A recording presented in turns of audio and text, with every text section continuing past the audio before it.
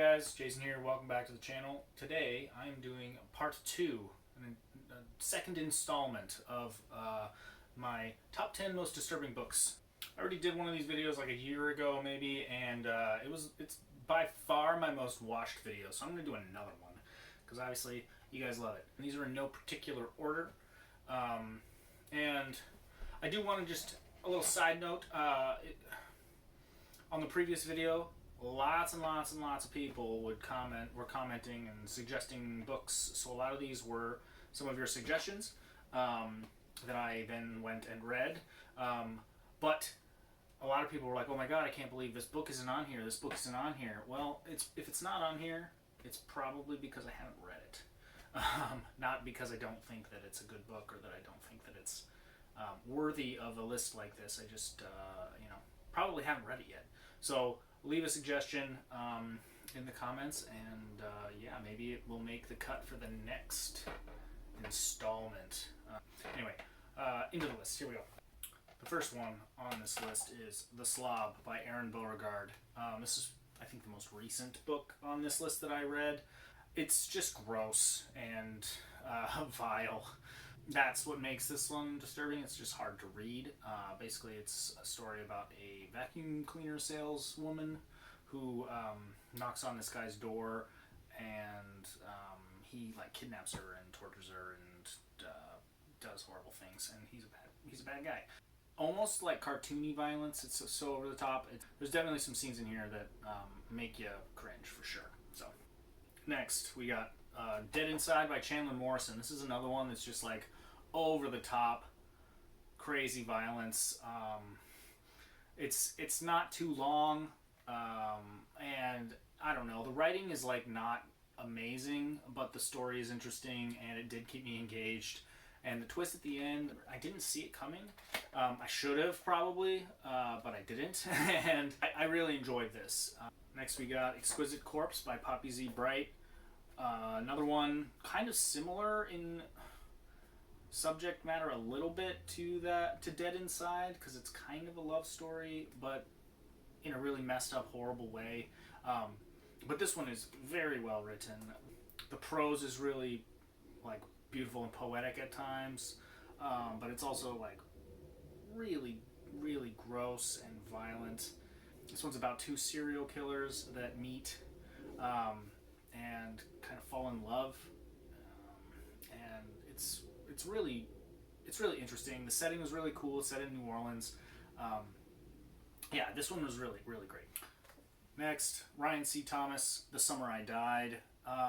This is super, super violent book about a guy who gets kind of kidnapped, him and his friend, and chained up in a dude's basement, and he just tortures them to death, basically.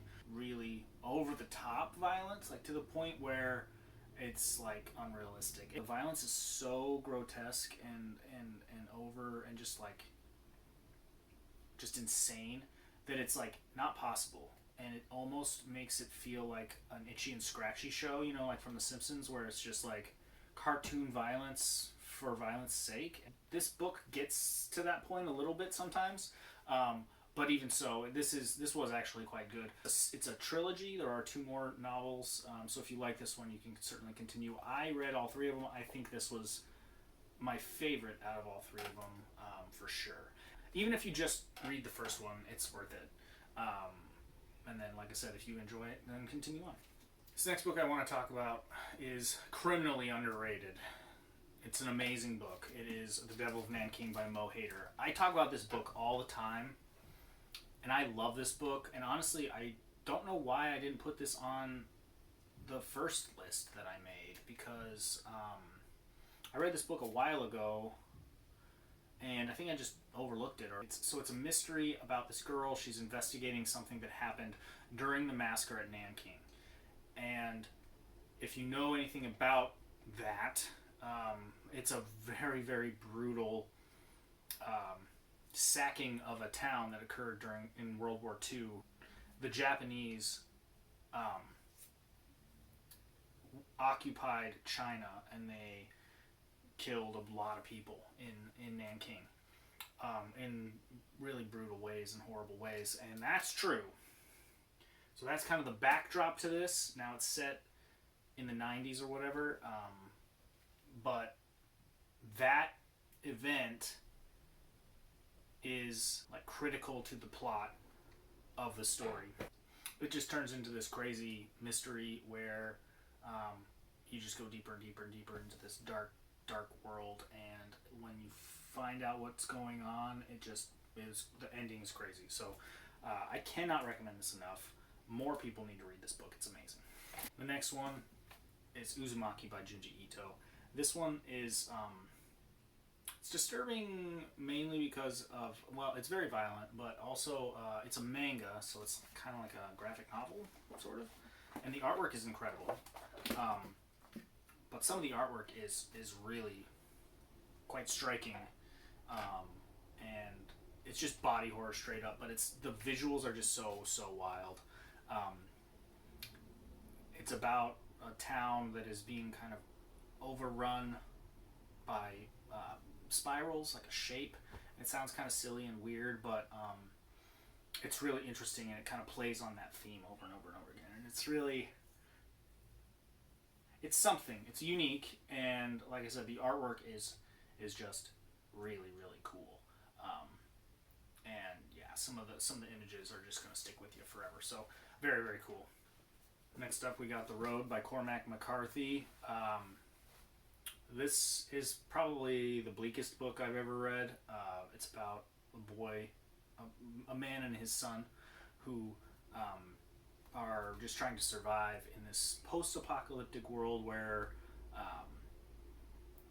we don't know. It never says expressly what happened. I imagine some kind of nuclear fallout or something, maybe. Environmental degradation to the point where there's no food or animals or plants or anything, and they're just trying to survive as best they can. And it's very bleak, but it's so good. It's and Cormac McCarthy is probably the greatest living American author. So good. If you haven't read this, you really should.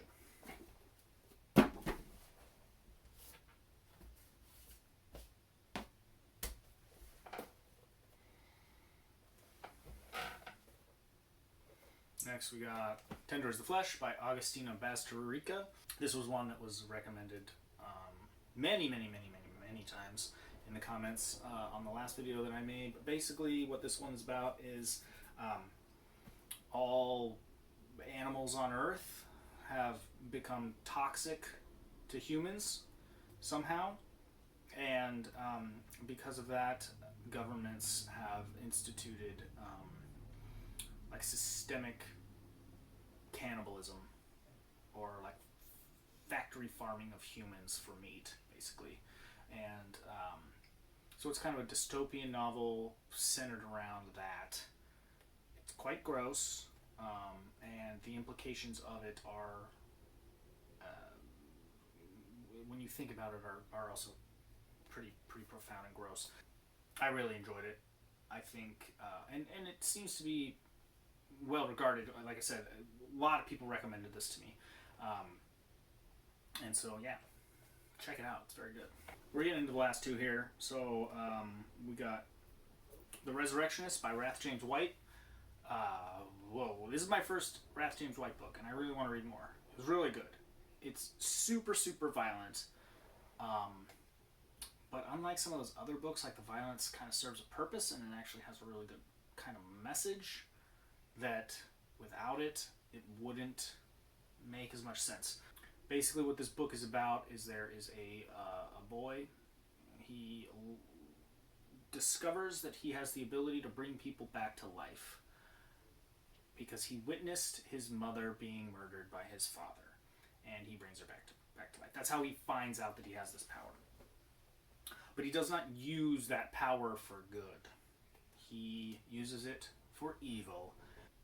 Wrath James White does a beautiful job of using the violence to tell a really engaging story that thematically asks a lot of interesting questions.